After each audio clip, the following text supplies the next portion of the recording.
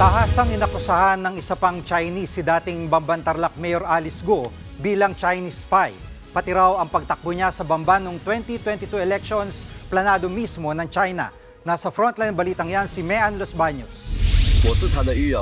Pasabog ang mga revelasyon ng Chinese na si Wang Fugi nang ilabas sa pagdinig ng Senado kanina ang panayam sa kanya ng opisina ni Senator Risa Hontiveros via video teleconference.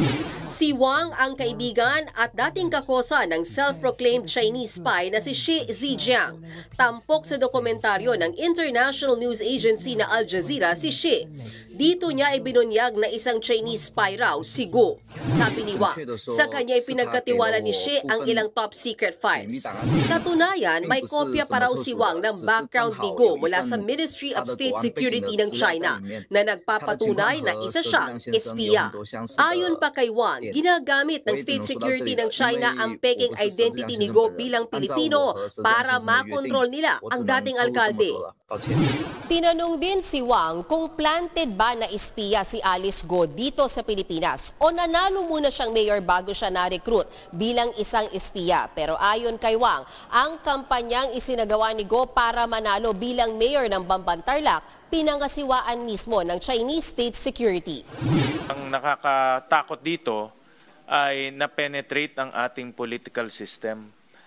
Si Go Huaping tumakbo, nanalo bilang mayor ng isang bayan. Ayon pa kay Wang, konektado ang mga pogo at nagsulputang mga scam sa spy operation ng China. Paliwanag niya, bahagi lang ang pogo ng malawakang intelligence gathering ng China. Bahagi raw ito ng Belt and Road Initiative na nagsisilbing front ng intelligence strategic plan ng China sa buong mundo at isa rin sa mga taktika ng pananakop nila. Pinangalanan din ni Wang sa interview ang isang Ma Dongli na miyembro ng Communist Party ng China. Siya umano ang kontak ni Xi Zhejiang sa Ministry of State Security. Tingin ni Wang, si Ma Dongli rin ang posibleng handler ni Go dito sa Pilipinas. At siya ang tulay kaya nakakapag-usap noon si Xi at Go. Bagay na tumutugma sa travel records na nakuha ni Senator Hontiveros.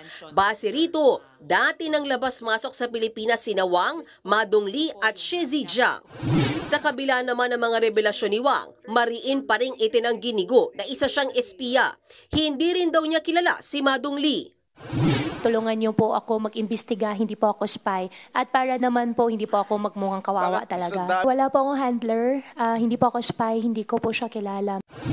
Para magkaalaman na, hiniling na ng Senado sa Department of Foreign Affairs na tulungan silang makausap si Xi Zhejiang.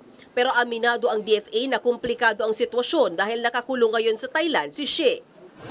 The reason this is important to me is this. I have persuasive information that the file of at least one young brother is with Xi, conforming that young brother as a foreign agent.